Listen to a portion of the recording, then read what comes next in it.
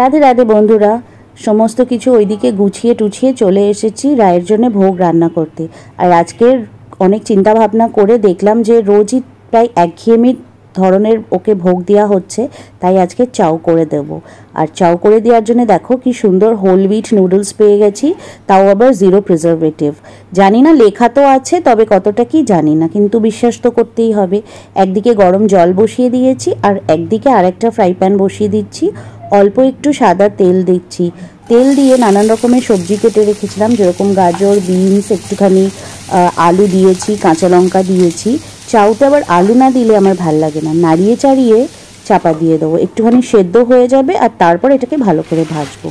এদিকে জল গরম হয়ে যেতে নুডলসগুলোকে একটুখানি ক্রাশ করে দিয়ে দিলাম। ভালো করে খুব টকবক করে ফোটাবো না, হালকা জলটা গরম হয়ে উঠলেই ওর মধ্যে দিয়ে একটু ভিজিয়ে রাখবো। আর তার সাথে এই গরম জলটার মধ্যেই দিয়ে দিলাম একটা স্ল্যাব পনিরটা ভাজবো, মানে ডিপ ফ্রাই তো করি না বা সেরকম লাল লাল করেও ভাজি না, তবে ওই কাঁচা গন্ধটাকে যাওয়ার জন্যে এই নুন দেওয়া জলটার মধ্যে একটুখানি গরম করে ভাপিয়ে নিচ্ছি। তো মোটামুটি হয়ে গেছে 3-4 মিনিট মতন। এবার তুলে নেব পনিরটাকে, একটু পিস পিস করে নেব।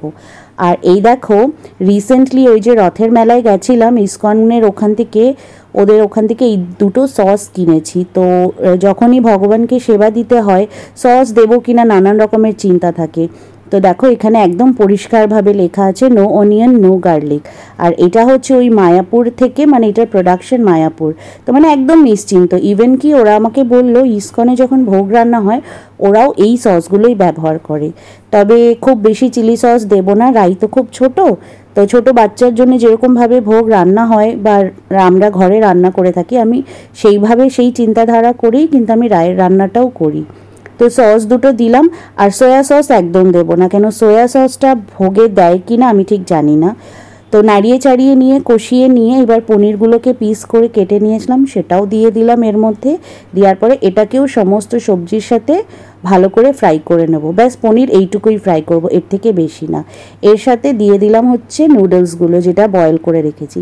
এবার নিজেকে একদম বিশাল বড় ধরনের মিশেলিন স্টার শেফ মনে করে ধার দিয়ে কড়াটাকে ধরলাম, ধরে ঝপাঝপ নাড়িয়ে দিয়েছি।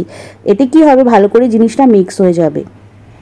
আর লাস্টে এর মধ্যে দিচ্ছি হচ্ছে বেশ ভালো করে একটুখানি গোলমরিচের গুঁড়ো। এই গোলমরিচটা অনেক দিন ধরেই খুলেছি, তো সেই রকম একটা ঝাঁঝ নেই। তো ভোগ দেওয়া হয়ে গেছে, নিবেদন করা, তোমাদেরকে এবার দর্শন করাবো।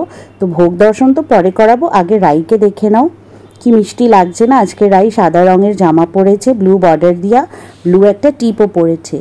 তো বলো তো বন্ধুরা কেমন লাগছে, কমেন্ট করে বলো।